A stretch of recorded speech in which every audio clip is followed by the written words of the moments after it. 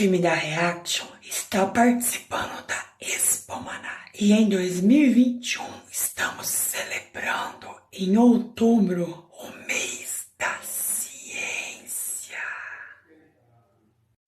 Vamos falar de muitas coisas e vamos começar por um assunto um tanto quanto espinhoso: a escrita científica. Sabe o que é? Será que a gente pode te ajudar? Nosso time vai trazer detalhes sobre...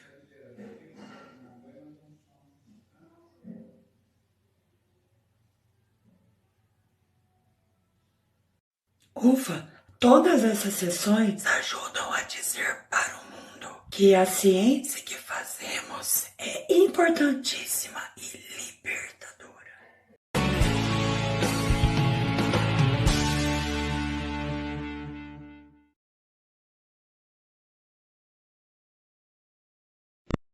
Oi, eu sou a Júlia, uma estudante do segundo ano do curso técnico integrado em informática do Instituto Federal do Paraná, campus Paranavaí.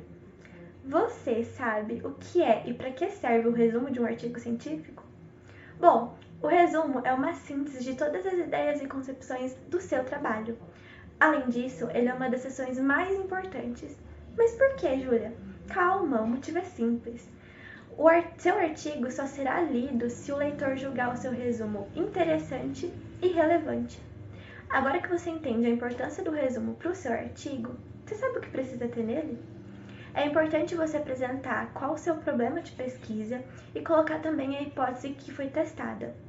Não se esqueça de adicionar suas contribuições de forma breve, então você coloca no final o que foi feito e qual foi o resultado obtido.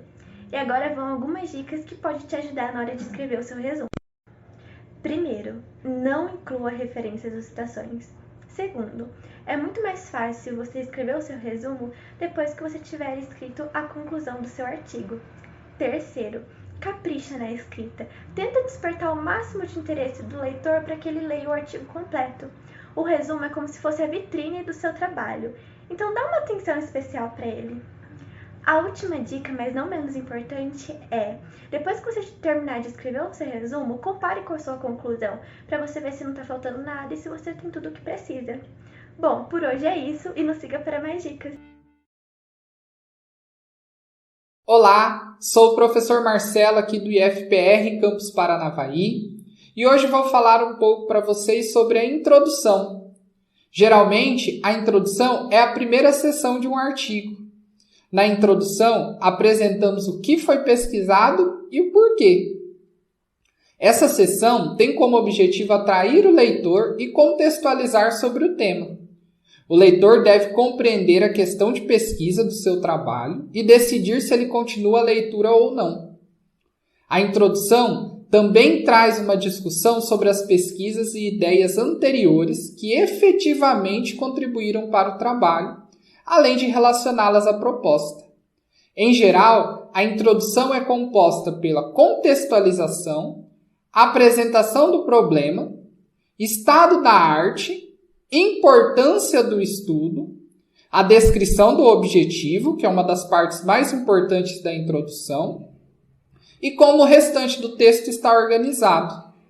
Em resumo, a introdução parte de um contexto estável, que é a contextualização, apresenta uma ruptura e, na sequência, traz a essência da solução, que é o seu objetivo.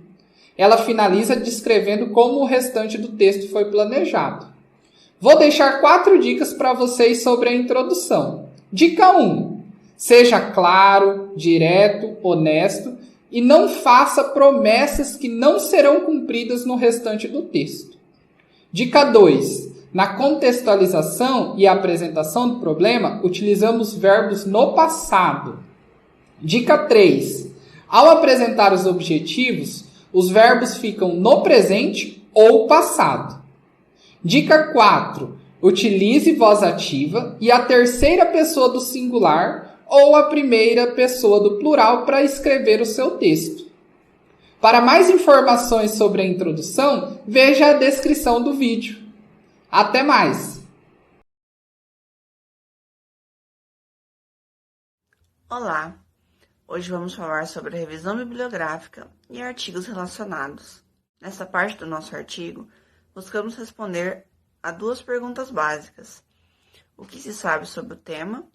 Quem mais pesquisou sobre ele? Para fazermos essa tarefa, devemos planejar como a pesquisa será realizada, selecionar os artigos que serão lidos, efetuar a leitura e, por fim, sintetizar e escrever sobre esses artigos.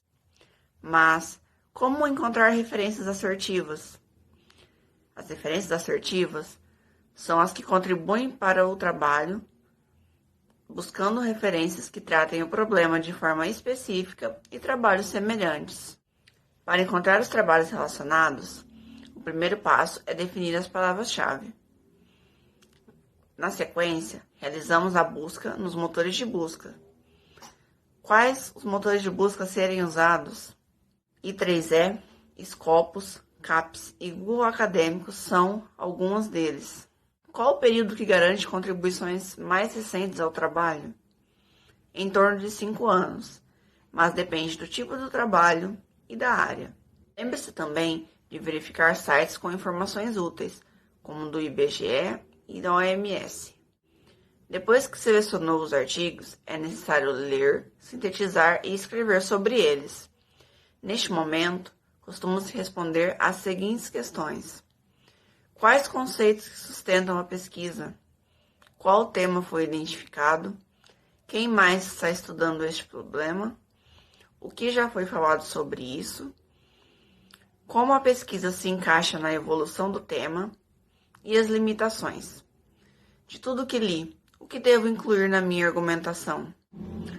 Agora, deixo algumas dicas para vocês. Dizer quando e quem se dedica ao tema. Fazer anotações é produtivo. Ler e reler fortalece a interpretação. Controlar o número de citações evita devaneios. Visão clara do problema ajuda a redação. Esclarecer convergências e divergências fortalece a essência da sua solução. E rastrear as citações evita equívocos.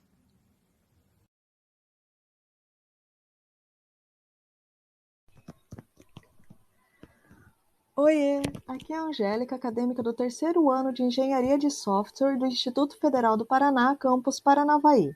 E o assunto de hoje é materiais e métodos. Bom, nessa sessão nós vamos dizer como a pesquisa foi realizada e nós vamos responder a 3 perguntinhas. O que eu fiz, o que eu usei para fazer e como eu fiz? O que eu fiz? Agora é hora do seu esforço aparecer. Utilize o tempo verbal no passado. O que eu usei para fazer?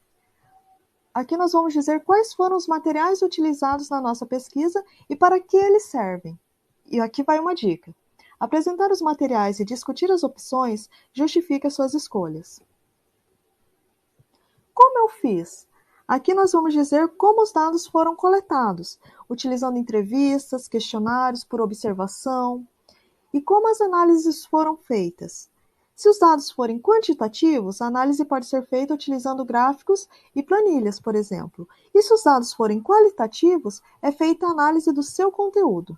Aqui vai outra dica. Explicar o passo a passo da pesquisa permite que outros pesquisadores reproduzam o nosso trabalho. Mas atenção, cuidado para não cometer os seguintes erros. Deixar de planejar ou anotar, simplificar as atividades, desconsiderar os resultados negativos, pois eles também são importantes, ignorar as hipóteses e os objetivos específicos, não subsidiar as conclusões, usar referências demais e desconhecer o tipo de pesquisa. Bom, era isso que a gente tinha para hoje. Continue acompanhando as nossas redes sociais para mais dicas. Até mais!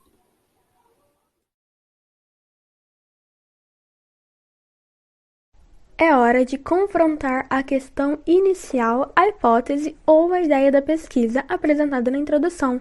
Portanto, é preciso focar no que você descobriu. Relate sobre os resultados obtidos após seguir o método definido e informe se foram encontradas informações extras. Considere também o uso de gráficos, tabelas ou figuras para apresentar e analisar os dados.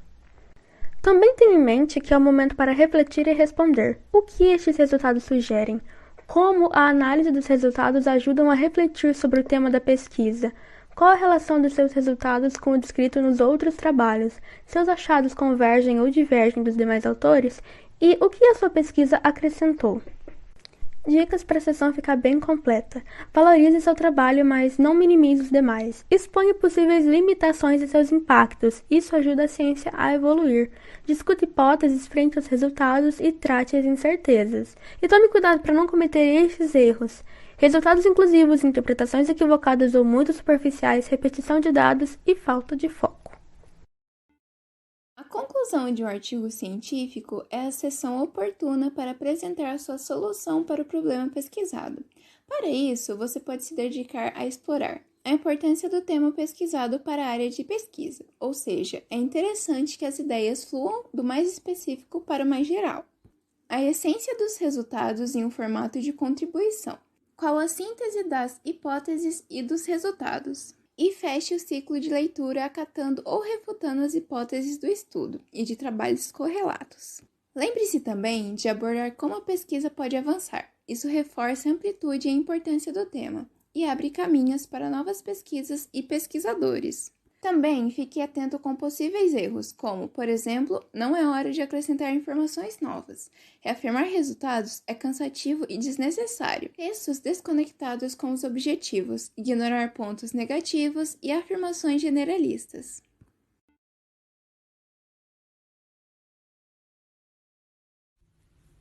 A seção das referências bibliográficas é o local onde devemos citar as fontes que nos embasaram ao longo da pesquisa. Entenda que é muito importante tratar essas informações com precisão, pois os créditos permitem que outros pesquisadores avancem em seus estudos. Publicações atuais mostram a contemporaneidade e referências em fontes de impacto denota preocupação com a contribuição científica. Mas observe alguns dos erros mais comuns: esquecer fontes, citar incorretamente, dados incompletos, desrespeito às normas e referências desnecessárias.